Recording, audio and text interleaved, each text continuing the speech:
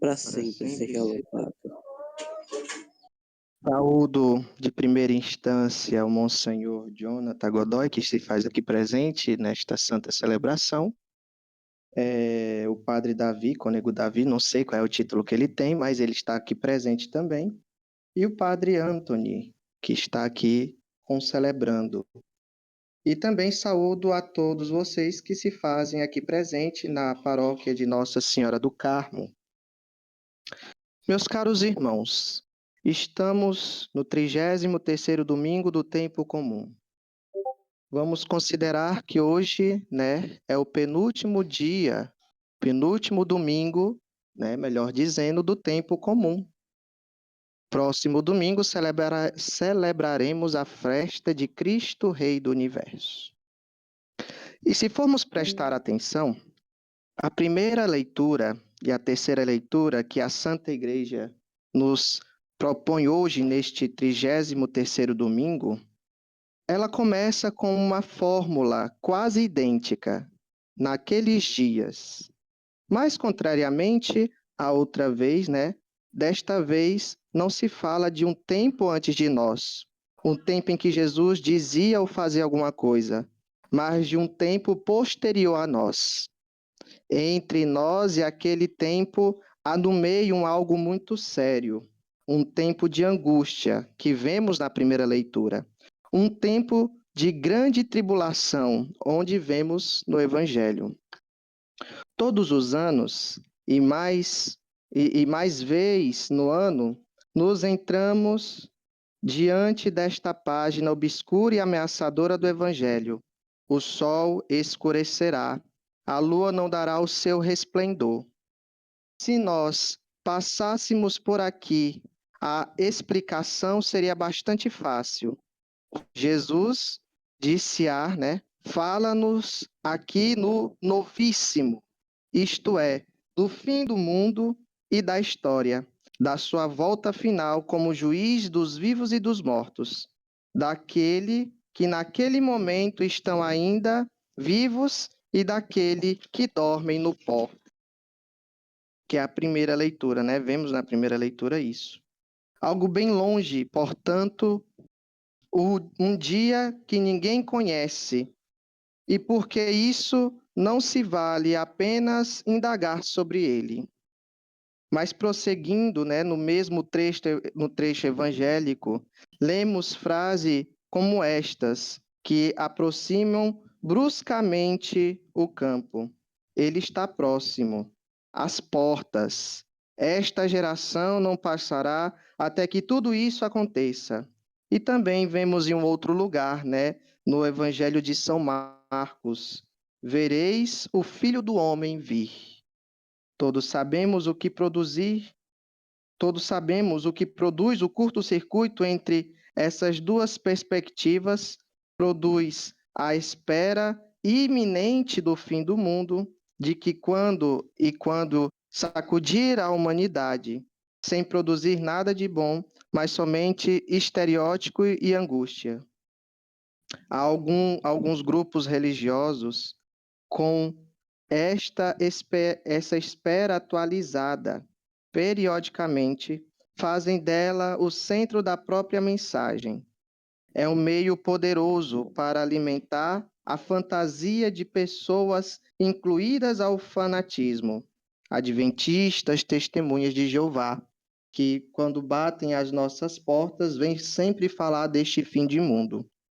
Alguns deles andam de casa em casa, entre nós, incutindo medo com o anúncio do fim iminente do mundo. Nós devemos afirmar com toda honestidade: ninguém, nem a Igreja, sabe explicar com clareza este discurso de Jesus que chamamos de escatológico. Teria Jesus falado para não se fazer compreender? Não.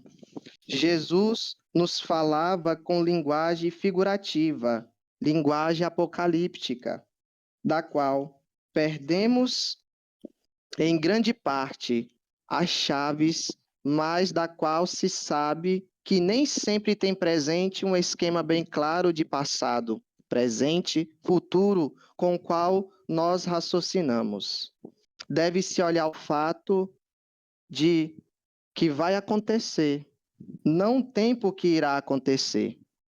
Segunda razão, daquelas palavras de Jesus foram retomadas pelos discípulos e fixadas na forma atual, no momento de grande caos político, religioso e social. O momento em que, com a destruição de Jerusalém por parte dos romanos, se assistia de fato o esfalecimento do mundo judaico e era fácil confundir o fim de um mundo com o fim do mundo. Quanto nos momentos mais tenebrosos da última guerra, quando tudo caía debaixo das sombras e das bombas, não pensaria que tinha chegado o fim? Tudo isso nos faz entender como, mesmo no tempo dos apóstolos, as palavras de Jesus eram facilmente reinterpretadas e aplicadas, ora a um fim longínquo e definitivo, ora a fatos mais próximos. Talvez um dia, com a paciência e o estudo, os exegetas cheguem a iluminar melhor estas partes do Evangelho, como aconteceu com outras passagens, né? Nós, porém, não devemos suspender juízo e decisões até aquele dia. Dissemos que na linguagem usada por Jesus, as coisas mais importantes é saber que acontecerá um fato e não sabe quando acontecerá.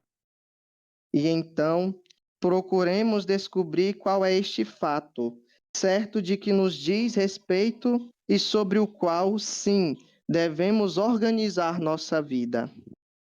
Podemos formular assim: o Senhor veio uma primeira vez e virá uma segunda vez no futuro. Afirma toda a pregação de Jesus e da igreja primitiva. O reino de Deus está próximo. Aliás, já está presente no meio de nós, na pessoa de Jesus e depois na igreja. Não se precisa mais do telescópio para ver de longe o reino de Deus. Podemos vê-lo a olho nu, né? Vem nos dizer Charles Hold. Não só o podes ver, mas pode entrar nele. E de fato, os pobres, as crianças, os famintos entrarão em multidões, já estão na posse dele. É como diz, o fim já começou, o futuro está aqui, graças à ressurreição de Cristo. Tudo isso já está à disposição desta geração. No outro sentido, porém, o reino deve vir em sua forma e em sua condição definitiva, aquelas que inaugurarão com um grande juízo e marcarão o fim desta terra e deste céu, e o princípio do novo céu e nova terra, onde habitará a justiça. Vem dizer São Pedro na segunda carta. Aqui fala-se já daquele dia e daquela hora que ninguém conhece. Eis, portanto, a grande lição segura que se deve guardar. Jesus, vindo a primeira vez, já inaugurou o reino. Nós podemos entrar nele desde que já se tornamos filhos do reino, com uma vida conforme o Evangelho. Nesta situação, a segunda vinda não deve nos amedrontar. Ela é uma promessa, não uma ameaça. É uma promessa da qual se alimenta toda a esperança cristã. Isso explica aquele fato singular que se observa na igreja primitiva. Os cristãos de então, depois de ter ouvido este discurso que nós também ouvimos hoje, colocavam-se tranquilamente e rezava, invocando, dizendo: Maranata, vem, Senhor Jesus. Podemos encontrar essa passagem na carta de São Paulo, na primeira carta de São Paulo aos Coríntios, capítulo 16. Santo Agostinho, mais perto de nós, comentava: quem está despreocupado espera tranquilo a chegada do Senhor. Se nós temêssemos pela sua vinda, que tipo de amor seria o nosso? Hoje me estendi por mais tempo do que de costume na explicação da Escritura. Era necessário fazê-lo, mas agora devemos passar da Escritura à vida. A motivação nos oferece daquela bela imagem que temos diante dos olhos no folheto da missa de hoje, mas que podemos ver muitas vezes também na natureza. Fios elétricos, sustentados por postos, suspensos no ar, assentados nele passarinhos a perder de vista, que se equilibram com as patinhas naquele fio tão fino. Através dele, o vazio, à frente, o vazio. Por isso não podem sair a não ser levantando o voo. Não gostaria de estragar essa imagem, dando-lhes um sentido demais exato. Cada um reflita e verá por si quando seja apropriada aquela imagem no contexto da liturgia da palavra de hoje. Nós nos encontramos na mesma situação daqueles passarinhos, ainda que menos seguros e tranquilos do que eles. Pássaros migratórios que se preparam para o grande voo, agarrando-nos num frágil apoio, um ao lado do outro, mas no fundo sozinhos como aqueles passarinhos diante do espaço vazio que se abre à nossa frente. Cada tanto, um solta o voo e desaparece no horizonte, num ritmo por segundo. Dizemos, morreu, desapareceu, mas aonde vai? A palavra de Deus de hoje procurou nos dizer exatamente isto. Aonde iremos quando um dia as pernas não nos carregarem mais e fomos arrastados pela grande vertigem da morte?